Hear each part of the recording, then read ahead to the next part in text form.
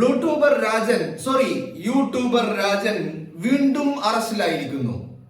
കഴിഞ്ഞ ദിവസമാണ് ശ്രീനാദേവി കുഞ്ഞമ്മയുടെ പരാതിയില്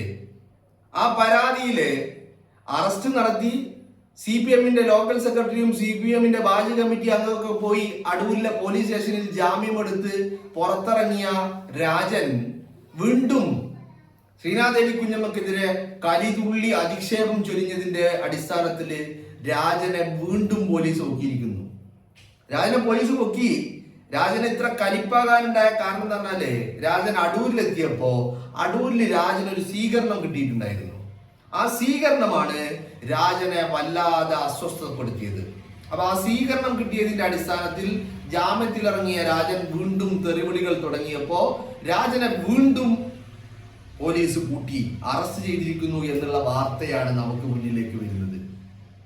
കാണുമ്പോ സംഭവം ഒരാൾ കേസിൽ കുടുങ്ങി അറസ്റ്റൊക്കെ നടന്ന് ജയിലിൽ കിടക്കുക എന്ന് പറയുന്ന ഒരു ഘട്ടം ഉണ്ടാകുന്നത് കൊണ്ട് സംഭവം നിങ്ങൾ പറയും ചിലപ്പോ അങ്ങനെയൊക്കെ അത് വലിയ ദുഃഖകരമായ കാര്യമല്ലേ, അങ്ങനെ അതിലൊന്നും സന്തോഷിക്കാൻ പാടില്ല എന്നൊക്കെ പറയായിരിക്കും. പക്ഷെ എന്നെ സംബന്ധിച്ചിടത്തോളം വലിയ സന്തോഷമുള്ള കാര്യമാണ്.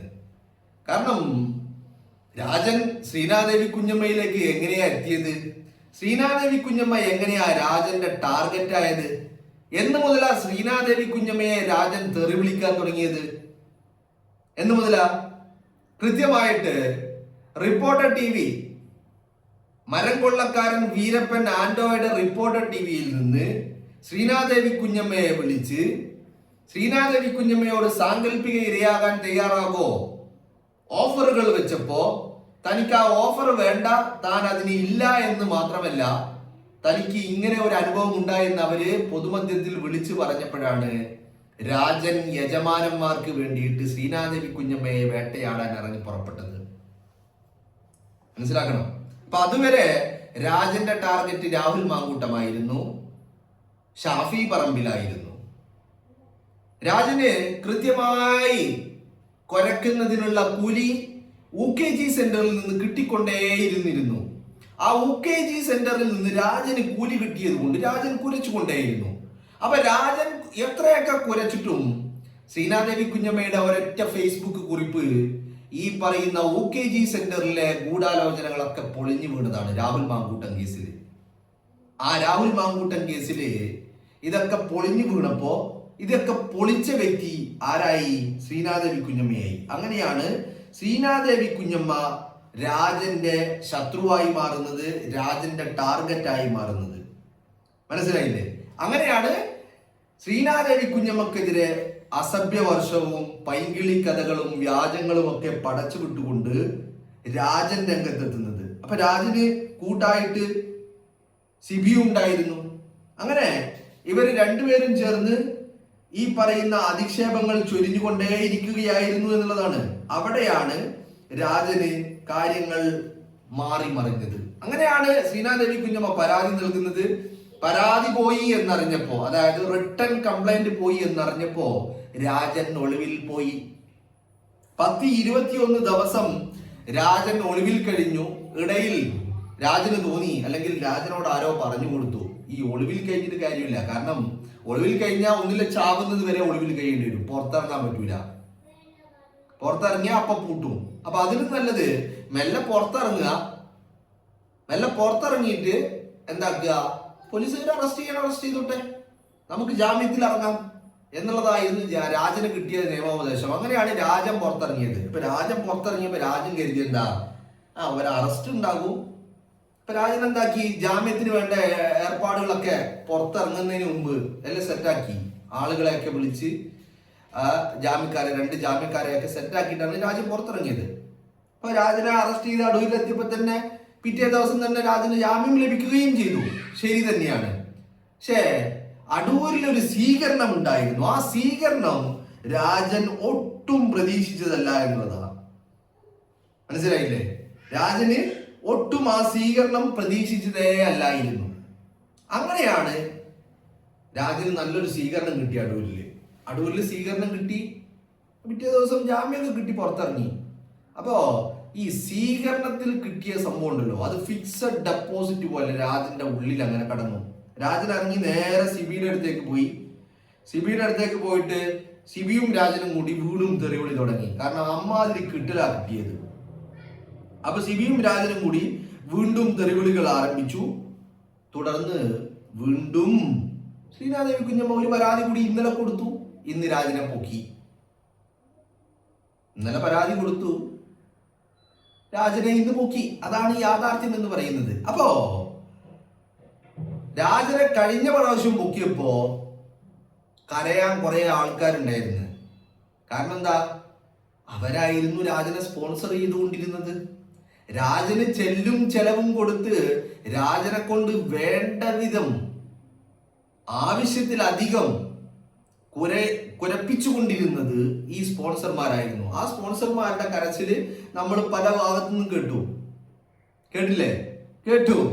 അപ്പോ അവിടെയാണ് നമ്മൾ 2025 ഓഗസ്റ്റ് മുതൽ രാഹുൽ മാങ്കൂട്ടത്തിനെതിരെ തുടങ്ങിയ വേട്ടയാടലിന്റെ യഥാർത്ഥ മുഖം പുറത്തേക്ക് വരുന്നത്. മനസ്സിലായില്ലേ? 2025 ഓഗസ്റ്റിൽ ആദ്യം രാഹുലിനെതിരെ ഒരു പരാതി വരുന്നു. ഈ പരാതി എന്ന് പറയാൻ പറ്റില്ല, ആരോപണം വരുന്നു. ആരോപണം വന്നു. രാഹുൽ ആണെന്നൊന്നും ആരും പറയുന്നില്ല, പേരൊന്നും പറയുന്നില്ല. വേണമെങ്കിൽ തുപ്പി കാണിച്ചു തരാം എന്നുള്ള നിലപാടായിരുന്നു. പക്ഷേ തുപ്പി കാണിച്ചപ്പോഴാണ് നമുക്ക് മനസ്സിലായത് തുപ്പാന് ഇവറ്റകൾ ഹോട്ടൽ മുറിയെടുത്ത് കാത്തിരിക്കുകയായിരുന്നു എന്നുള്ളത്. അതാണല്ലോ കോടതി ചോദിച്ചത്. തുപ്പി എന്ന് പറഞ്ഞപ്പോഴേ തുപ്പിയത് എവിടെയാ?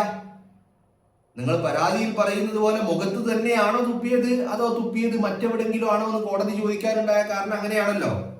അപ്പൊ അതവിടെ നിൽക്കട്ടെ. അപ്പൊ ഇത്തരം അന്ന് പരാതിക്കാരില്ലാണ്ട് ചാക്കിട്ട് പിടുത്തായിരുന്നു. ചാക്കിട്ട് പിടിക്കാൻ വേണ്ടി ഇറങ്ങി പിണറായി വിജയന്റെ ടീം. ചാക്കിട്ട് പിടിക്കാൻ ഇറങ്ങിയിട്ട് ആരും ചാക്ക് കിട്ടുന്നില്ല. അങ്ങനെയാണ് ശ്രീനാദേവി കുഞ്ഞമ്മ ഈ ഇതിലേക്ക് എങ്ങനെ ശ്രീനാദേവി കുഞ്ഞമ്മ എത്തുന്നത്? ഈ ചാക്കിട്ട് പിടുത്തം നടക്കാതെ വന്നപ്പോ ഒരാളെ വേണം. ആ ആളെ ഉണ്ടാക്കാൻ വേണ്ടിയിട്ട് ആര് പണിയെടുത്തു? റിപ്പോർട്ടർ TV പണിയെടുത്തപ്പോഴാണ് ശ്രീനാദേവി കുഞ്ഞമ്മ വരുന്നത്. ശ്രീനാദേവി കുഞ്ഞമ്മ അതിന് തയ്യാറായില്ല എന്ന് മാത്രമല്ല, അവര് നട്ടലോടുകൂടി അവര് പൊതുമധ്യത്തിൽ അത് വിളിച്ചു പറഞ്ഞു എന്നുള്ളതാണ്. അപ്പോ ഈ കാര്യങ്ങള് ഈ പറയുന്ന ഗൂഢസംഘത്തെ വല്ലാതെ വേട്ടയാടിയിരുന്നു. കാരണം ഒരു മാതിരി രാഹുലിനെ വളഞ്ഞിട്ട് പിടിച്ച് എങ്ങനെയെങ്കിലും ഒന്ന് ഒതുക്കി തീർക്കാം എന്നുള്ള ലെവലിലേക്ക് കാര്യങ്ങൾ ചെന്നുമ്പോഴാണ് ശ്രീനാദേവി കുഞ്ഞമ്മയുടെ രംഗപ്രവേശനം ഉണ്ടാകുന്നത്. അതോടുകൂടി ഇതൊക്കെ തകിടം മറിഞ്ഞു എന്നുള്ളതാണ്. തകിടം മറിഞ്ഞു. ആ തകിടം മറിച്ചില് ഇവർക്ക് ഏറ്റവും അധികം ദേഷ്യം ഉണ്ടായത് അതുവരെ രാഹുൽ മാങ്കൂട്ടത്തിനോടും ഷാഫി പറമ്പിലിനോടും VD സതീശനോടായിരുന്നു. സതീശൻ പിന്നെ രാഹുലിനെ പിടിച്ച് പുറത്താക്കിയതോടുകൂടി ഈ പറയുന്ന പരാക്രമം മൊത്തം ശ്രീനാദേവി കുഞ്ഞമ്മയിലേക്ക് പോയി. കാരണം എന്താ? എത്ര ആൾക്കാര് ദിവസങ്ങൾ പ്ലാൻ ചെയ്ത് ആസൂത്രണം ചെയ്തിട്ടാണ് രാഹുലിനെ വേട്ടയാടിയത്. അത് ഒരു നിമിഷം കൊണ്ട്, ഒരു ഫേസ്ബുക്ക് കുറിപ്പ് കൊണ്ട് ശ്രീനാദേവി കുഞ്ഞമ്മ പൊളിച്ചു എന്നുള്ളതാണ്. അപ്പൊ അന്ന് മുതല് ഈ ശ്രീനാദേവി കുഞ്ഞമ്മക്കെതിരെ പൈങ്കിളി കഥകൾ പല രീതിയിൽ. ശ്രീനാദേവി കുഞ്ഞമ്മയുടെ റേഷൻ കാർഡിലെ പേര് വെട്ടുന്നു, വോട്ടർ ID പേര് വെട്ടാൻ നോക്കുന്നു, അങ്ങനെയാക്കാൻ നോക്കുന്നു, ഇങ്ങനെയാക്കാൻ നോക്കുന്നു.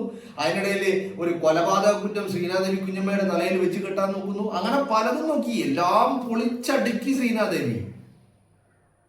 അപ്പോഴാണ് ഇവർക്കൊരു കാര്യം മനസ്സിലായി, ഇനി കേസും ഉണ്ടാൻ വേണ്ടിയിട്ട് പോയിട്ട് കാര്യമില്ല.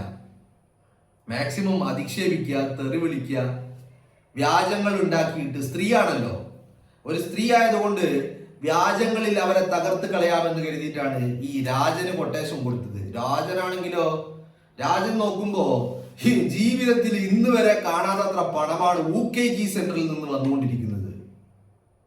രാജൻ കുരച്ചു എന്ന് പറഞ്ഞാൽ മറ്റേ യജമാനന്റെ മുന്നിൽ വാലാട്ടുക എന്നൊക്കെ നമ്മൾ പറയുന്നില്ലേ, ഇത് അതൊന്നുമില്ലായിരുന്നു. യജമാനന്റെ മുന്നിൽ വാല് മാത്രമല്ല ആട്ടിയത്, പലതും ആട്ടിക്കൊണ്ടിരുന്നു. അങ്ങനെ രാജൻ കുരച്ചുകൊണ്ടേയിരുന്നു. ശ്രീനാദേവി കുഞ്ഞമ്മക്കെതിരെ അധിക്ഷേപങ്ങൾ ചൊരിഞ്ഞ്, സ്ത്രീത്വത്തെ അപമാനിച്ച്, അവരെ വളരെ മോശക്കാരിയാക്കി, അവർക്കെതിരെ വളരെ വൾഗറായിട്ടുള്ള പരാമർശങ്ങൾ നടത്തി അവരെ അങ്ങ് അധിക്ഷേപിച്ച് ഇല്ലാതാക്കാമെന്ന് രാജൻ കരുതി. കാരണം രാജന് ഒരു ധൈര്യം ഉണ്ടായിരുന്നു. കാരണം എന്താ? തനിക്ക് ഫണ്ട് വരുന്നത് UKG സെന്ററിൽ നിന്നാണ്. അപ്പൊ അതുകൊണ്ട് താൻ സുരക്ഷിതനാണ് എന്നുള്ള ഒരു ചിന്താഗതി രാജനുണ്ടായിരുന്നു. എന്നാണെങ്കിലും രാജന് ആ ചിന്താഗതിയും രാജന്റെ വെല്ലുവിളിയും ഒക്കെ നമ്മൾ അടൂരിലെ പിള്ളേർ അങ്ങോട്ട് നന്നായിട്ട് അങ്ങോട്ട് ബോധ്യമാക്കി കൊടുത്തു.